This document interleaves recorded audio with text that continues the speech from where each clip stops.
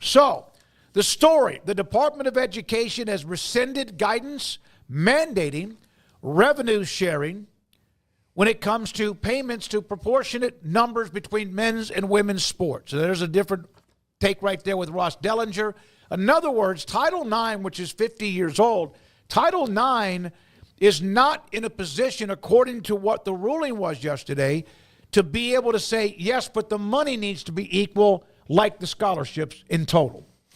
Yeah, this was a weird thing that the Biden administration did on their way out the door, which, like, it was, I mean, even doing it, you had to know that if the Trump administration disagreed with it at all, that they were just going to pull it back.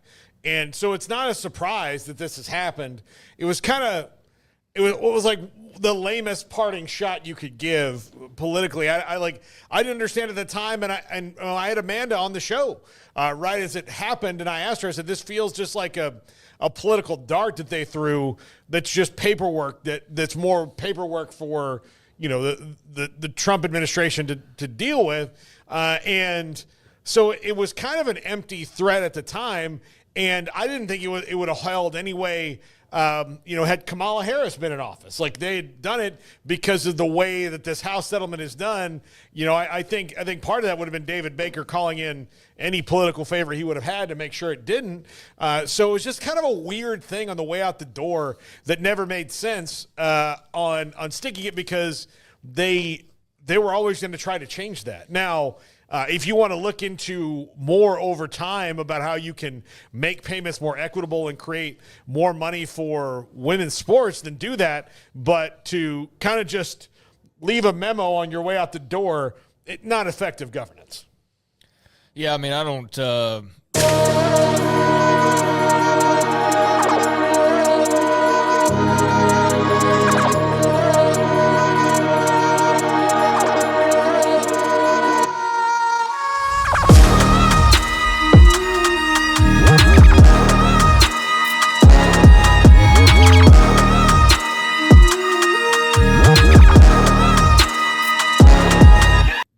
obviously delve too much into the political world.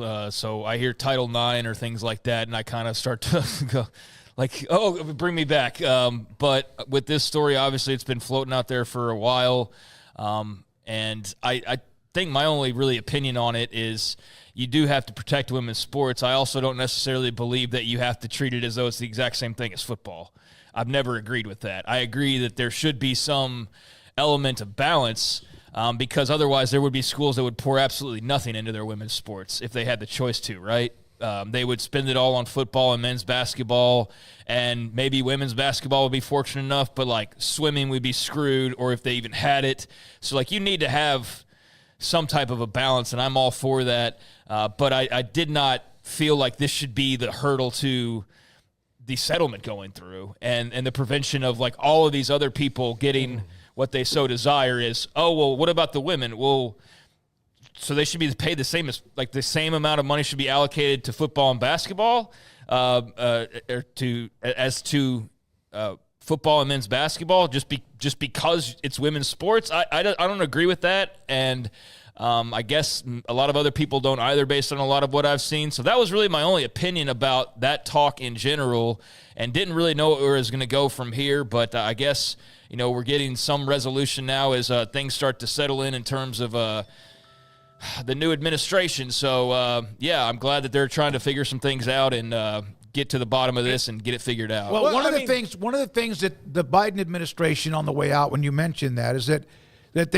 because it's akin to financial aid, at least that's how they called it, it must be proportionally distributed between male and female athletes under Title IX. And one of the things that mentioned in one of the quotes was revenues proportionally based on gender equity considerations is sweeping and would require clear legal authority to support it. It does not have that authority. Yeah, no, it doesn't. And the other part about it is that, I think that female athletes and male athletes should make similar amounts of money. I don't have any problem with that. The problem is that the way it stands today, like in the implementing of this today, the demand is different. The contracts for different sports are different, and you would be robbing Peter to pay Mary kind of a thing. Like that's what you'd be doing.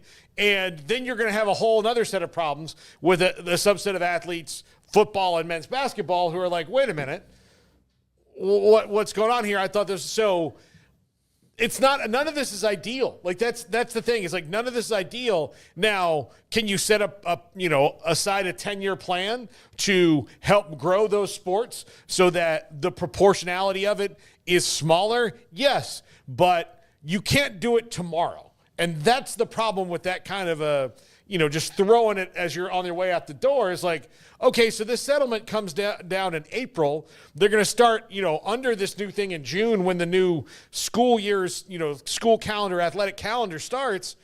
You want them to figure out how to solve a 100-year problem in 3 months? Well, it's not. That's nuts. It's not. They don't have to. So that has been rescinded, and that was always one thing that I always wondered how that might affect this settlement and the money and how it's distributed, whatever.